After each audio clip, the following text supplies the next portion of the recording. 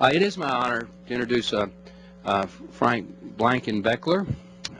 He is a native of Waxahachie, Texas, graduated from Waxahachie High School, went to the University of Texas where he lettered in basketball, and came back home to Waxahachie and entered the business that his grandfather started in 1926. He is one of the civic leaders in Waxahachie.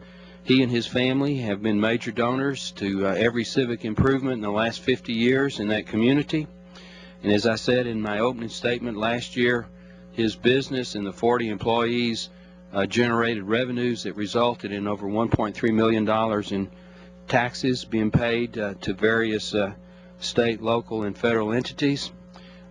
He is considered one of the leading entrepreneurs, businessmen, philanthropists of his hometown, and I consider him to be a personal friend. So we're honored to have him here, and as I said earlier, I think he represents hundreds, if not thousands, of family-owned dealerships that have been in business for decades, and most of those dealerships hopefully want to continue in a positive business relationship that is positive for themselves and for General Motors and Chrysler and Ford, who's not here. Thank you, Mr. Chairman. Thank you. And so also I understand Mr. Blankenbeckler's son, Austin's here, right? He's also in the car business? Okay, thank you. Your opening statement, please, sir. My name is Frank A. Blankenbeckler III. I'm the dealer principal of Carlisle Chevrolet-Cadillac Jeep in Waxahachie, Texas.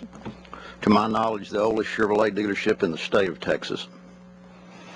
The Cadillac line was added in 1990, and the Jeep line was added around 1978. This dealership was operated continuously in the same community under the same family ownership since 1926. The dealership was founded in 1926 by my maternal grandfather, Y.C. Carlisle. My father, Frank A. Blankenbeckler, Jr., who was awarded a Bronze Star for his service to his country at Bastogne during World War II, and who received a master's in tax law from Harvard, married my mother in 1947, and moved to Waxahachie to be the dealer at Carlisle Chevrolet for the next 55 years. I graduated from the University of Texas in 1974 with an MBA. Since that time, I've had one job. I've been a GM Jeep dealer for nearly 35 years. Approximately 3 years ago, my son graduated from Ole Miss and joined me at the dealership to fulfill his childhood dream of being an automobile dealer, like his father, his grandfather, and his great-grandfather before him. During these 84 years of dealership ownership and operation, my family has been one of the most generous and civic-minded in Waxahachie. My family was very instrumental in the founding of Baylor Hospital there, the YMCA, served on the school board, and made many other numerous contributions, too numerous to mention. The point of this type of introduction is to state that my family has been an integral and generous part of Waxahachie for a long time. On May 13th, I received a letter from Chrysler. It stated I would no longer be a Jeep dealer after June 9. On May 14th, I received a letter from GM stating that my Chevrolet and Cadillac dealer agreements would not be extended beyond 2010. In 24 hours, I was told that everything my family and I have worked for 84 years would be taken away with no compensation. I've introduced a folder which conveys some facts about Carlisle Chevrolet. I would like to request this folder and the balance of my testimony to be entered into the record. Without objection, Mr. Walden had supplied it to the committee. Without objection, they'll be part of your testimony. The pages of this folder show the location of the dealership, include an article by the local paper, and a page of facts about the dealership. I would particularly encourage you to look at the total amount of taxes paid by Carlisle in 2008, about $1.3 million. It contains sales history, CSI scores, and a couple of articles about the dealership that is located next door. I can assure you that Carlisle is not the bottom of the heap in regards to its peers per this folder. I want to make mention of my employees.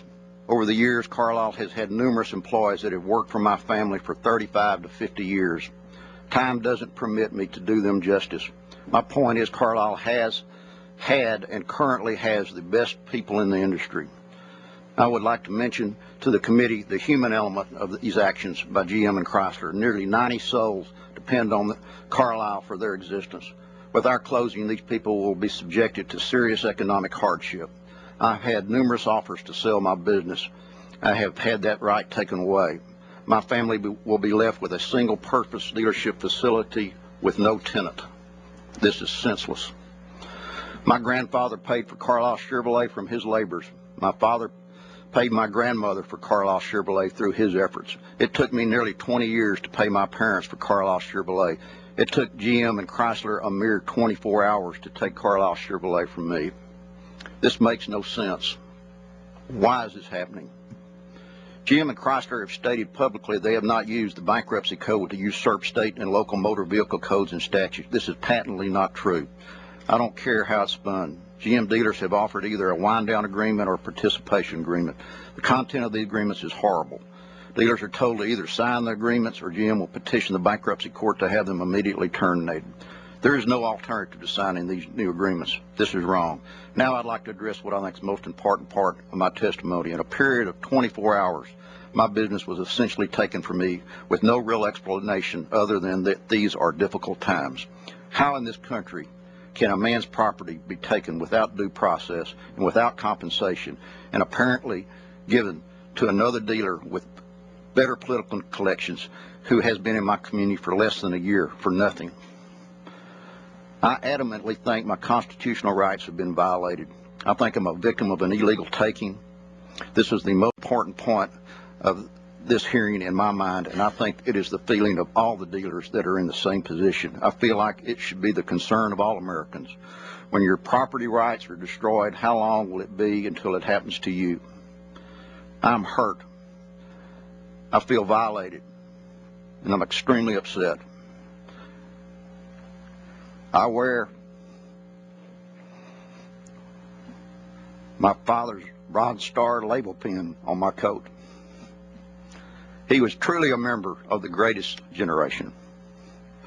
I'm glad that he is not alive to witness this terrible injustice. To have risked his life for a country that do what they're doing would have destroyed him.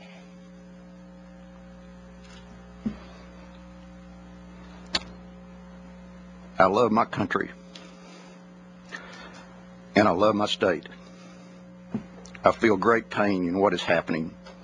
It is my hope and my prayer that I will be able to continue my life and not be consumed by bitterness should this situation not be reversed and this country not return to the tenets of the founding fathers who created it. Thank you for hearing my testimony.